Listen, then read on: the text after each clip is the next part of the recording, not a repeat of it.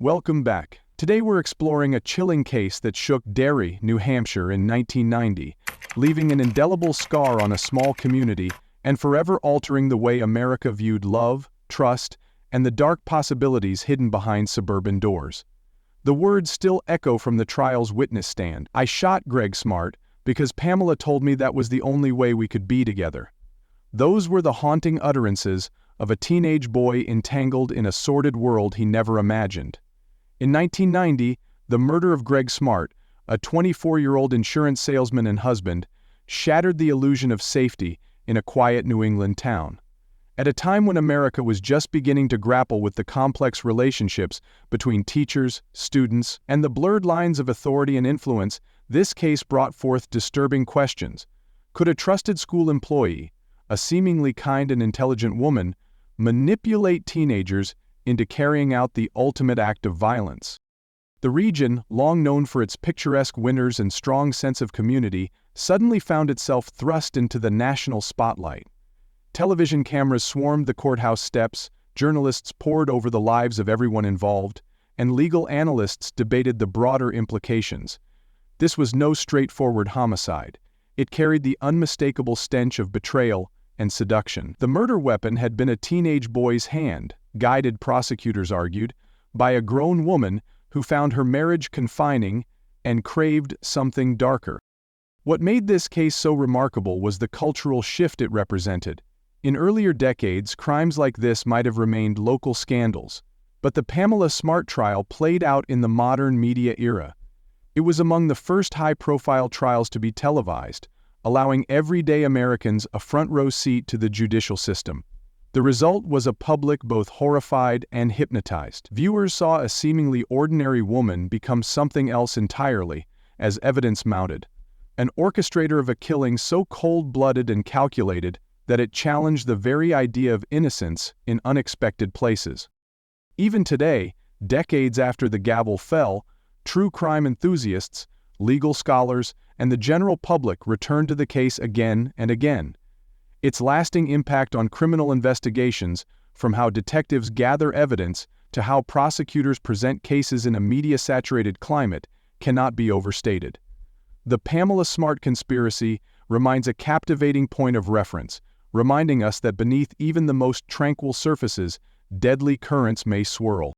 Some details of personal dialogue and internal reasoning. The story truly begins in the late 1980s, as Pamela Smart, a media coordinator at Winnicott High School in Hampton, New Hampshire, positioned herself at the center of teenage lives. By the spring of 1990, she had forged an unsettling bond with William "Billy" Flynn, a 15-year-old student who was both smitten by and deeply beholden to her. Around this time, Pamela, who had married Greg Smart on June 10, 1989, appeared increasingly dissatisfied with her marriage. Accounts suggest she missed the thrill of youth, the feeling of being desired, and the sense of absolute adoration only a young lover might provide. For reasons that remain murky, Pamela was just 22 at the time, found that emotional fulfillment in Billy. She lavished him with attention, introduced him to her love of heavy metal music, and confided that her husband no longer appreciated her.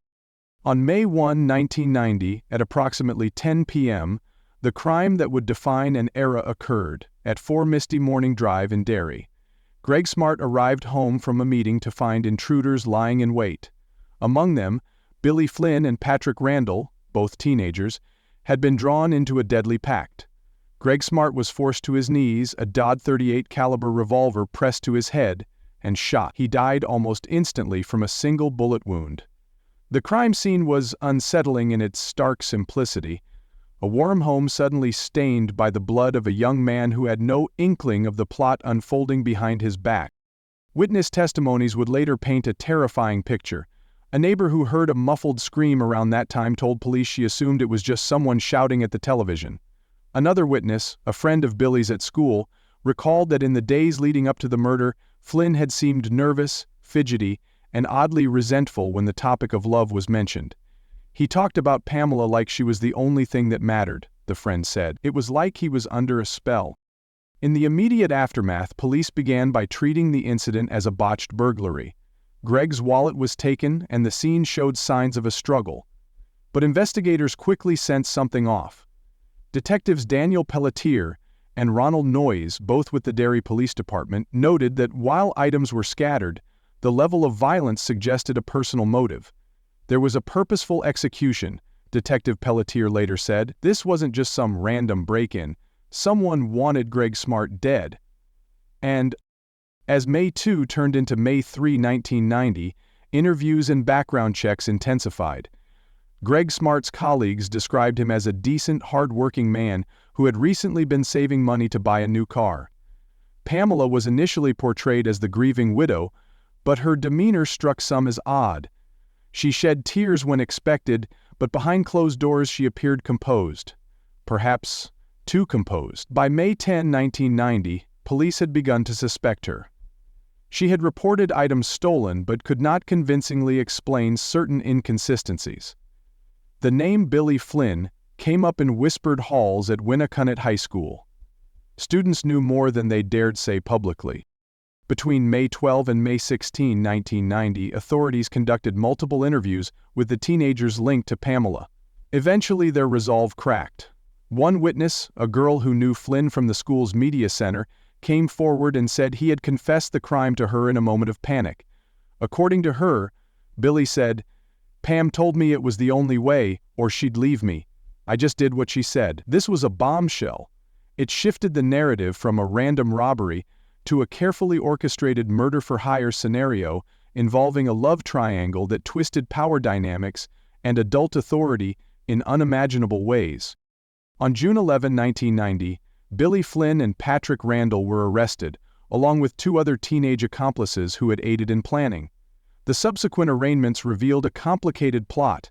Pamela had allegedly promised Billy a life together if he could remove Greg from the picture. According to a teenage accomplice's recollection, Pamela might have rehearsed lines of seduction, telling Billy that Greg no longer loved her and that their future hinged on his removal. Among the unique aspects of this crime was the surreal blending of teenage vulnerability and adult manipulation. It wasn't a traditional case of a hitman hired from the street. It was high school kids, barely old enough to drive, carrying out a murder at the behest of someone they trusted, a school official they believed loved them. The combination of youth, sex, power, and murder proved irresistible to the press, which swarmed over every leaked document, every overheard rumor, and every tearful testimony. As summer 1990 rolled into fall, the storyline became clearer. Pamela Smart was indicted on August 1, 1990, on charges of being an accomplice to first-degree murder, conspiracy to commit murder, and witness tampering. The state's theory: she had used her relationship with Flynn to manipulate him into killing her husband. The murder was meticulous in its planning, with Pamela allegedly removing potential weapons from the home to ensure her husband couldn't fight back, and orchestrating the timing so Flynn and Randall would find Greg alone. By the start of the trial on March 4, 1991, the nation was watching. Cameras rolled as prosecutors unveiled transcripts of taped conversations Pamela had with a friend who was secretly cooperating with the police. Those tapes were damning, revealing a woman desperate not to be caught, not to grieve her husband. Instead, the jury heard a voice that seemed more concerned about her own future than the life lost in her living room. As Billy Flynn testified, "I did what she told me to do." The court fell silent, absorbing the gravity of a boy-turned-killer. The killer's signature in this case is an unusual concept because Pamela Smart herself never held the gun that ended Greg's life. Yet, her alleged modus operandi was unmistakably psychological. Instead of physically committing the homicide, she identified a vulnerable individual, Billy Flynn, who was enamored with her and used emotional manipulation to achieve her ends. The way she coaxed, controlled, and commanded these teens offered a chilling insight into a certain type of predator, one who uses affection and perceived love as weapons. There were no elaborate ritual elements like those found in serial killer cases. Instead, the hallmark was deception. Pamela presented herself as a victim in a loveless marriage who needed rescuing. She fostered an environment of secrecy, using the school's media center as a clandestine meeting spot. The communication with the boys was often face-to-face, though there were notes passed and phone calls made. According to court testimony, One such phone call had Pamela calmly walking Billy through the plan, reminding him how to act, what to say, and when to strike. This orchestration showed a unique signature, an adult preying on the impressionable minds of youths, directing them to commit a crime as if it were a twisted test of loyalty. Psychologically, prosecutors painted Pamela Smart as a narcissist who saw people as tools. The teenagers were pawns in her game, motivated by a desire to please her. She understood their teenage longing and insecurities and exploited them. Unlike killers who thrive on the act of killing itself, Pamela's gratification allegedly came from knowing she'd outsmarted the system. Her husband would be gone, and she wouldn't lift a finger. This intellectual and emotional manipulation set the case apart, marking it as a crime where the weapon was the mind rather than the hand. During the investigation, the Derry Police Department and the New Hampshire Attorney General's office worked tirelessly. Detective Daniel Pelletier and Detective Ronald Noyes took the lead in a methodical approach. They re-examined the crime scene multiple times, carefully analyzing ballistic evidence, the trajectory of the bullet, and the pattern of Greg Smart's injuries. Forensic tests revealed that the gun used was one that Billy Flynn had access to through a friend, and fibers found at the scene matched clothing owned by the teenage accomplices. Investigators also looked into phone records, searching for late-night calls between Pamela and Billy. By cross-referencing these records with Billy's known whereabouts, they established a timeline of conversations that suggested planning. Interviews with teachers, students, and neighbors helped create a puzzle. Everyone knew a piece, and when combined, these pieces pointed squarely at Pamela's role. The use of recorded conversations, an old-fashioned but effective technique, sealed the case. In one recording, Pamela asked a cooperating friend if the police had anything on her, and subtly hinted that if the friend mentioned certain details, Pamela's life would be over. These tapes, played before a transfixed jury, represented a major breakthrough. Not all went smoothly. Early on, there were theories that Greg Smart's murder might have been a random burglary gone wrong. Another theory suggested a jealous rival from Greg's workplace, or some unpaid debt. Yet as facts emerged, these alternatives faded. One lingering theory was that Pamela Smart was innocent, set up by teenagers who misunderstood her, or who sought to minimize their own guilt by blaming an adult. But the more the investigation progressed, the less plausible that theory became. This was a time before the widespread use of DNA in every case, but forensic science was making strides. Fingerprint analysis on door frames and the partial shoe prints in the entryway helped confirm the presence of the boys. A key investigative method was the systematic interrogation of the suspects. Flynn's eventual confession was a game-changer. Coupled with Randall's statements, prosecutors had a cohesive story. The biggest setback for investigators was the initial disbelief that a school employee could orchestrate a murder. Overcoming that bias took time. Jurisdiction was not much of an issue since all principal events occurred in New Hampshire, though the spotlight of national media created pressure. Journalists camped outside the courthouse, interviewing anyone willing to talk. Public response ranged from shock and disgust to voyeuristic fascination. Many in Derry felt betrayed by the media spectacle. Parents kept a tighter watch on their children, fearing that any authority figure could harbor sinister intentions. CNN and local outlets covered the trial extensively. This was one of the first trials televised gavel to gavel, and it set the tone for future media scrutiny of high-profile crimes. Suspects initially included a cast of teenagers associated with Billy Flynn: Patrick Randall, Vance Latomy Jr., and Raymond Fowler. Fowler and Latomy had provided the weapon and acted as lookouts. The police methodically collected evidence against each. They established their presence near the Smart condominium on May 1, 1990, through eyewitness accounts. A resident recalled seeing a group of young males skulking around the property shortly before the murder. Another witness, a co-worker of Pamela at the school, remembered Pamela complaining incessantly about Greg's shortcomings, hinting she might be better off without him. The prosecution's main suspect, however, was always Pamela Smart. She had motive. She allegedly wanted to collect on life insurance, or at least rid herself of a marriage she found stifling. She had means. People depended on her. She was living in discretion. She wasn't dedicated to any specific cause, but was inflexible in her absences. She had entities. She was threatening to take her husband away from the house for a longer period of time than is usual. She had opportunity. On May 1, 1990, she arranged to be out of the home, leaving Greg vulnerable. Evidence for her involvement included recorded conversations, testimony from the teens, and her inconsistent statements. Yet some insisted she was framed. They argued that Billy Flynn and Patrick Randall murdered Greg on their own to impress Pamela, misunderstanding her complaints about her marriage as instructions. This theory lost traction as more damning evidence came to light, including testimony from Flynn that was unwavering. Controversy arose over the fairness of trying teenagers as adults and broadcasting the trial. Some critics said the media coverage tainted the jury pool. Others felt Pamela's image as a seductress was overblown by the press. Still, the jury deliberated and found her guilty on March 22, 1991. She was sentenced to life in prison without the possibility of parole, while Billy Flynn and Patrick Randall received lengthy sentences, but eventually would gain parole for cooperating. As decades passed, the case did not fade. Modern developments have periodically surfaced. In recent years, with advances in forensic analysis, some have reviewed old evidence.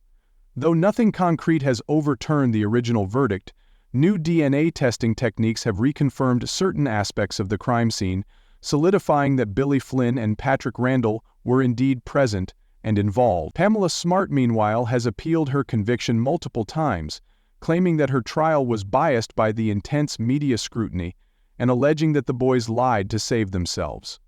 All appeals have been denied. In 2010, investigators re-examined call logs using updated digital enhancements. They confirmed that Pamela called Flynn several times on April 30, 1990 and May 8, 1990, reinforcing the timeline prosecutors originally established. New theories occasionally emerge online. Some suggest Pamela Smart was a victim of misogyny, punished more severely due to her role as a woman in a sexual relationship with a teen boy. Others argue that she was a master manipulator who took advantage of a vulnerable youth, and that the original verdict stands. New technology has allowed for better preservation of trial transcripts, media footage, and interviews. While no new suspects have officially emerged, internet sleuths question every angle. The renewed cultural interest in true crime and the advent of modern podcasts have generated fresh discussions. Most experts, however, agree that the case was thoroughly investigated and the outcome is unlikely to change. Books, movies, and television programs have immortalized the Pamela Smart case. The 1995 film To Die For, starring Nicole Kidman, though fictionalized, drew inspiration from these events. Documentaries have dissected every piece of evidence, and true crime aficionados pore over trial transcripts. The case influenced how law enforcement approaches school crimes, prompting stricter oversight when adults work closely with youths. It also highlighted the dangers of media saturation in high-profile trials and led to discussions about the ethics of televising court proceedings. Today, the legacy remains as a cautionary tale about power dynamics, manipulation, and the vulnerability of impressionable minds. The public consciousness remembers Pamela Smart as a key reference point when discussing the blurred lines of teacher-student relationships. It forced society to reckon with uncomfortable truths, that trust can be weaponized, that not all predators lurk in the shadows, some work in schools blend in seamlessly, and use charisma instead of brute force. The enduring interest in this case underscores a human fascination with understanding how ordinary people can commit extraordinary crimes. As we close this story, we reflect on its implications. The Pamela Smart case continues to serve as a reference for legal experts, psychologists, educators, and families. It reminds us of the lasting damage caused when authority and trust are perverted. It stands as a landmark in true crime history, illustrating how a single murder, committed in a quiet New Hampshire town on May 1, 1990, changed the course of legal proceedings, media coverage, and public perceptions of safety and morality. Though the events have long since passed, the ripples remain visible today. Don't forget to like and subscribe for more true crime stories. If you're interested in similar cases, you might look into the Mary Kay Letourneau story, or the case of Brian Blackwell, each exposing different facets of manipulation, morality, and the search for justice. Feel free to share your thoughts in the comments. Do you believe justice was served, or is there more to be uncovered? Your insights keep these important conversations alive.